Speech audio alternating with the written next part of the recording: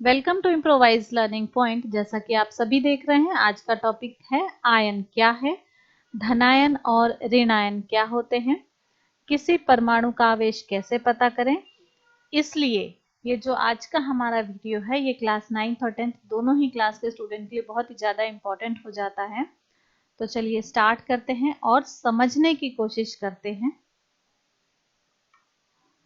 Hydrogen, यहाँ मैंने तत्वों का प्रतीक लिखा है, यहाँ परमाणु संख्या है, यहाँ इलेक्ट्रॉनिक विन्यास है, यहाँ संयोजकता है, ये परमाणु पर आवेश है और ये आयन का प्रतीक है, ये आयन का प्रकार है और ये साइज है। आयन का साइज है किसकी तुलना में? परमाणु की तुलना में। तो अब एक एक करके देखेंगे इनको। अगर आपको इलेक्ट्रॉनों का विन्यास कैसे करते हैं और संयोजकता क्या होती है, कैसे हम संयोजकता निकालते हैं, अगर इसको डिटेल में समझना है तो हमारे चैनल पर आकर वीडियोस देख सकते हैं।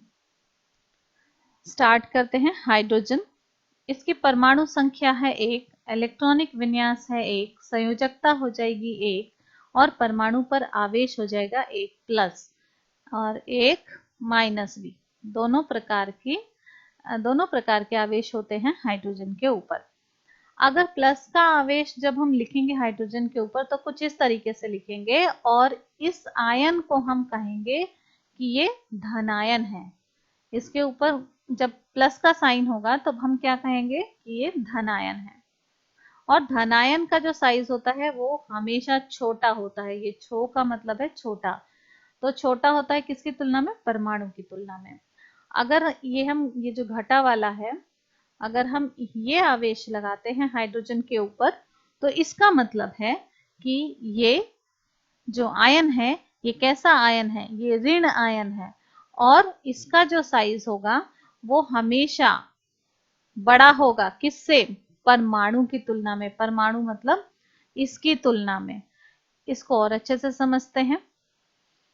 हीलियम, इलेक्ट्रॉनिक विन्यास हो जाएगा 2 क्योंकि परमाणु संख्या है 2, तो इसलिए क्योंकि यहाँ जो K कोश है वो पूर्ण रूप से भरा हुआ है तो संयोजकता हो जाएगी 0, परमाणु पर आवेश भी हो जाएगा 0।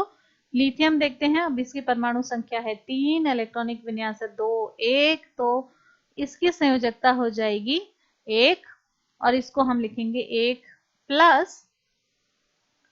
इसका मतलब कि इसके ऊपर आवेश होगा 1 प्लस का और ये क्या बन जाएगा? ये धनायन बन जाएगा और इसका साइज कैसा हो जाएगा? छोटा हो जाएगा। तो इसी तरीके से आप बाकी के तीनों में भी देख सकते हैं, जैसे कि लिथियम, बेरिलियम और बोरोन सारे एक जैसे हैं।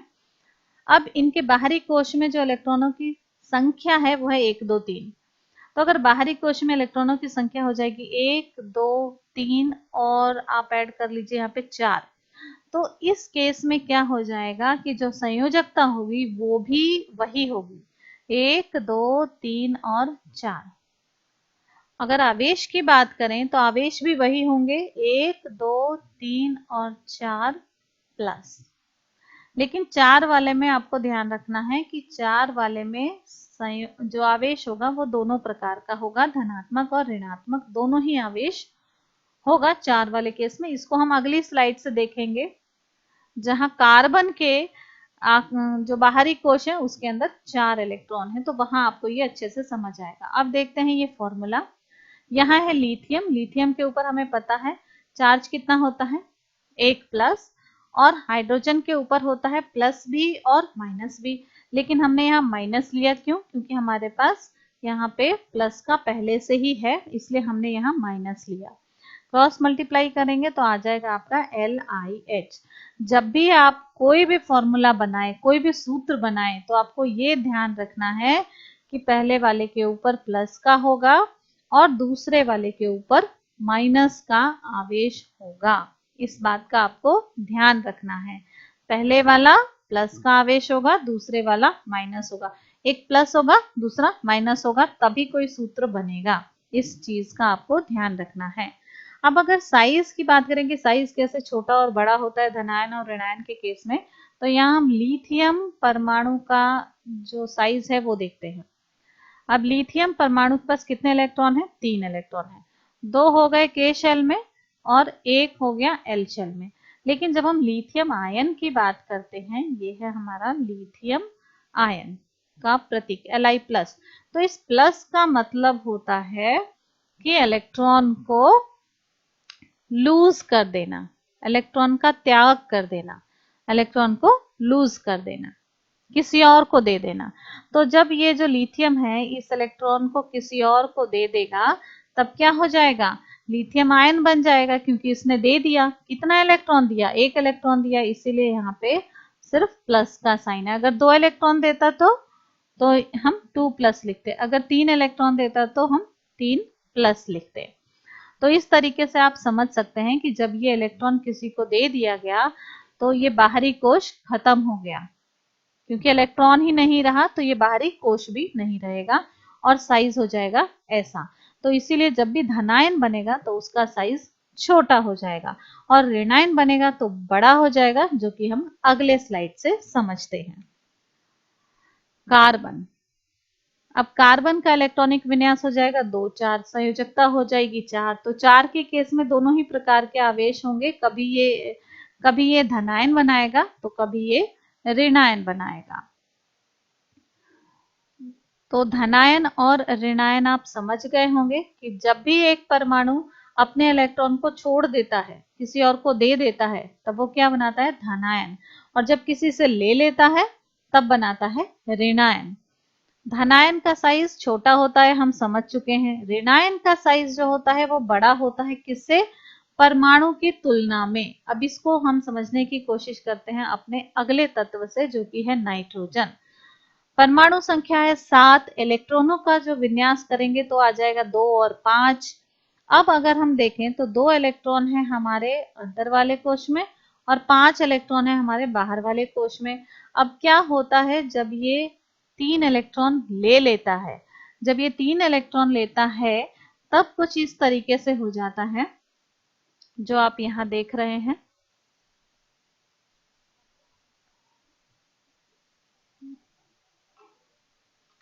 यहाँ आप देखिए, जब 3 इलेक्ट्रॉन एक्स्ट्रा आ जाते हैं उसी कोश के अंदर, तो इलेक्ट्रॉन के ऊपर जो आवेश होता है वो कैसा होता है, घटा का, ऋणात्मक होता है, ऋणात्मक आवेश होता है। जब ये बहुत सारे ऋणात्मक आवेश वाले जो इलेक्ट्रॉन हैं ये पास पास आ जाते हैं तो इनके बीच में रिपल्शन होता है, ये एक दूसरे से दूर भागने लगते हैं। और जब जैसे जैसे ये एक दूसरे से दूर भागने लगेंगे वैसे वैसे ऑटोमेटिकली इसका साइज क्या होगा, बढ़ जाएगा। तो इस तरीके से आप समझ चुके हैं कि कैसे इसका जो साइज है वो बढ़ता है, किसका,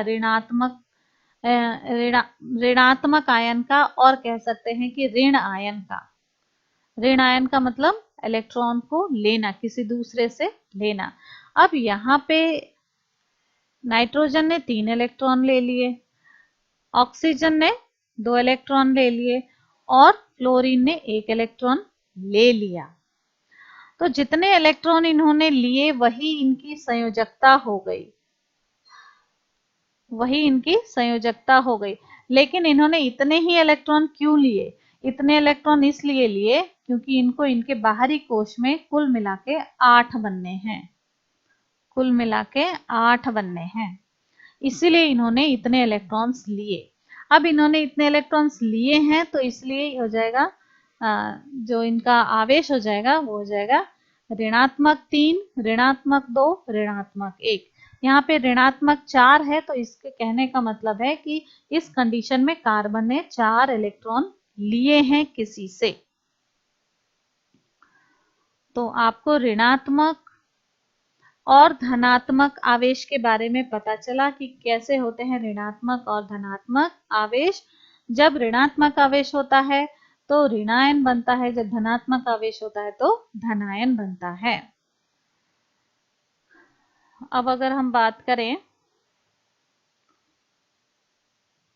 नाइट्रोजन, ऑक्सीजन और फ्लोरीन, तो हमेशा ये कैसे बनाएंगे आयन, ये हमेशा बनाएंगे ऋण आयन। और इनका साइज कैसा होगा, इनका साइज होगा बड़ा, किससे, इनके परमाणु के तुलना में, इनके साइज से। तो आपको आई थिंक क्लियर हो गया कि साइज का क्या यहाँ पे कॉन्सेप्ट है और ऋणात्मक और धनात्मक आयन का क्या कॉन्सेप्ट है। अब हम देखते हैं नियोन को। नियोन का परमाणु संख्या है 10, इलेक्ट्रॉन का वितरण हो जाएगा 2 और 8, तो दोनों कोश इनके कंप्लीट हैं, तो इनको ना लेने की जरूरत है ना देने की जरूरत है, तो इनकी संयोजकता हो जाएगी 0।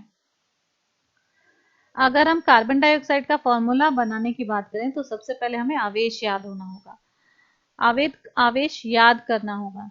तो कार्बन के ऊपर आवेश होता है धनात्मक, ऑक्सीजन के ऊपर आवेश होता है ऋणात्मक। तो ऑक्सीजन के ऊपर ऋणात्मक ही आवेश होता है, तब इस केस में हम कार्बन का कौन सा लेंगे, धनात्मक आवेश लेंगे। फिर इनको हम काटेंगे और काटने के बाद जो मिलेगा उसको हम क्रॉस मल्टीप्लाई करेंगे और हमें कार्बन डाइऑक्साइड का सूत्र मिल जाएगा। अगर हम सिलिकॉन कार्बाइड की बात करें तो इस केस में क्या होगा, इस केस में कार्बन जो होगा वो ऋणात्मक होगा। क्यों होगा, क्योंकि सिलिकॉन हमने धनात्मक लिया है। जो भी यहाँ होगा वो हमारा धातु होगा और जो यहाँ होगा वो हमारा अधातु होगा। तो अधातु के ऊपर ऋणात्मक आवेश होगा और धातु के ऊपर धनात्मक आवेश होगा। इस चीज का हमें याद रखना है कि कभी भी कोई सूत्र बनाएंगे पहले वाले के ऊपर धनात्मक, दूसरे वाले के ऊपर ऋणात्मक आवेश होगा। फिर आप इसको काट सकते हैं और काटने के बाद आपके पास आ जाएगा 1 प्लस और 1 माइनस, तो इसको क्रॉस मल्टीप्लाई कर देंगे तो आपके पास आ जाएगा सिलिकॉन कार्बाइड का फॉर्मूला।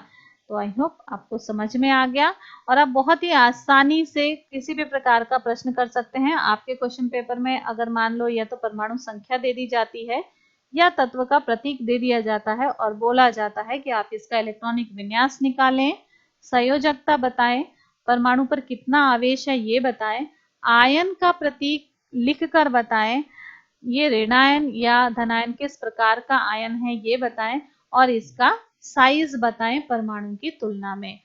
तो मुझे ऐसा लगता है कि आज इस वीडियो देखने के बाद आप सभी प्रश्नों का जवाब आसानी से दे सकेंगे। अब देखते हैं सोडियम, मैग्नीशियम, एल्यूमिनियम, सिलिकॉन और फास्फोरस को। यहाँ परमाणु संख्या लिखी हुई है और यहाँ पे इनका इलेक्ट्रॉनिक विन्यास किया गया है। अगर 1 2 3 4 होगा तो क्या होगा, इनकी संयोजकता 1 2 3 4 होगी और 1 2 3 4 होगी और परमाणु पर आवेश भी 1 2 3 4 होगा। 4 वाले केस में आपको याद रखना है कि दोनों ही प्रकार का आवेश होगा, धनात्मक और ऋणात्मक, और ये धनात्मक आयन और ऋणात्मक आयन दोनों ही बनाएंगे। और साइज छोटा और बड़ा होगा किसका, जो धनायन होगा उसका साइज छोटा होगा, ऋणायन का साइज बड़ा होगा। लेकिन अगर हम बात करें फास्फोरस की, बहुत ही अभिक्रियाशील है ये फास्फोरस। हमारा जो भी फास्फोरस है हमारा, ये बहुत ही अभिक्रियाशील होता है, तो इसीलिए ये अलग अलग तत्वों के साथ अभिक्रिया करता है। और इस केस में आपको ध्यान रखना है कि इलेक्ट्रॉनिक जब विन्यास करेंगे तो लास्ट में आएगा 5। अभी इस केस में जो इसकी संयोजकता होती है वो होती है 3 और 5, ये आप अपनी एनसीईआरटी में भी देख सकते हैं। तो इसलिए इसके ऊपर जो आवेश हो जाएगा वो 3 प्लस हो जाएगा, 5 प्लस हो जाएगा, 3 नेगेटिव हो जाएगा। 3 प्लस का मतलब 3 इलेक्ट्रॉन को किसी और को दे देना, 5 प्लस का मतलब 5 इलेक्ट्रॉन किसी को दे देना, और 3 नेगेटिव का मतलब है 3 इलेक्ट्रॉन किसी से ले लेना। तो ये तीनों ही प्रकार के आवेश होते हैं किसके ऊपर, फास्फोरस के ऊपर। आपको इसको याद कर लेना है।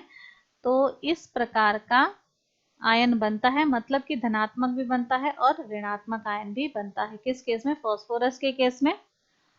और साइज भी छोटा या बड़ा हो सकता है। अगर धनायन बनेगा तो छोटा होगा, ऋणायन बनेगा तो बड़ा होगा। फॉर्मूला में हम देखते हैं मैग्नीशियम के ऊपर 2 प्लस साइन, फास्फोरस के ऊपर 3 नेगेटिव साइन।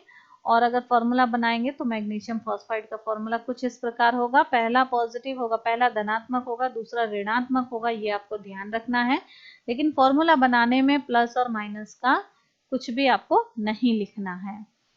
फिर यहाँ सिलिकॉन हम 4 प्लस लेंगे, कार्बन 4 नेगेटिव लेंगे और फिर क्रॉस मल्टीप्लाई कराएंगे और सिलिकॉन कार्बाइड बनाएंगे। पिछले स्लाइड में हमने देख लिया। नेक्स्ट देखते हैं मैग्नीशियम सिलिसाइड। अब मैग्नीशियम क्योंकि प्लस का है तो सिलिकॉन को हमें माइनस का लेना है। फिर इनको हम काटेंगे तो हमें 1 प्लस 2 नेगेटिव मिलेगा और फिर इसको क्रॉस मल्टीप्लाई करेंगे तो मैग्नीशियम सिलिसाइड का फॉर्मूला बन जाएगा। अगर आपको ये सारी चीजें याद हो जाती हैं तो आप किसी भी चीज का फॉर्मूला या कहें तो सूत्र बना सकते हैं बहुत ही आसानी से। अगर हम बात करें सल्फर, क्लोरीन, आर्गन, पोटेशियम और कैल्शियम की, तो इस केस में परमाणु संख्या लिखी हुई है, यहाँ इलेक्ट्रॉनिक विन्यास है, अगेन यहाँ पे 6 है तो संयोजकता 2 हो जाएगी क्योंकि इसको 8 बनाना है। 7 है तो संयोजकता 2 हो जाएगी क्योंकि इसको 8 बनाना है। क्योंकि ये इलेक्ट्रॉन लेने वाले हैं इसलिए इनके ऊपर आवेश जो आएगा वो ऋणात्मक आवेश आएगा और आयन का प्रतीक भी ऋणात्मक आयन होगा जिसको हम ऋण आयन के नाम से जानते हैं और इनका साइज हमेशा बड़ा होगा इनके परमाणु के साइज से। आर्गन, इसके तीनों कोश पूर्णतः भरे हुए हैं तो इसमें ना लेने की जरूरत है ना ही देने की जरूरत है तो संयोजकता हो जाएगी 0। यहाँ पोटेशियम और कैल्शियम की बात करें तो बाहरी कोश में 1 2 इलेक्ट्रॉन है तो 1 और 2 संयोजकता हो जाएगी, 1 और 2 ही इनके ऊपर आवेश हो जाएगा। क्योंकि ये धनात्मक आवेश है ये 1 और 2 को किसी और को दे देंगे। ये जो एक इलेक्ट्रॉन है और ये दूसरा जो इलेक्ट्रॉन है ये दोनों ही किसी और को दे देंगे ताकि इनके बाकी के तीनों जो कोश हैं वो पूर्ण रूप से भरे हुए हों। तो इसलिए इसके ऊपर 1 प्लस चार्ज आएगा, इसके ऊपर 2 प्लस चार्ज आएगा, चार्ज मतलब आवेश आएगा और ये दोनों ही धनायन बनेंगे क्योंकि दोनों ही इलेक्ट्रॉन को किसी दूसरे को दे रहे हैं, देने वाले हैं। तो इसीलिए इनका जो साइज होगा क्योंकि ये धनायन है तो साइज कैसा होगा इनका छोटा होगा। तो आई होप आपके बहुत सारे जो डाउट थे वो क्लियर हो गए होंगे। फिर भी अगर कोई डाउट है तो आप हमसे कमेंट करके पूछ सकते हैं, हम पूरी कोशिश करेंगे कि आपके डाउट को क्लियर करें।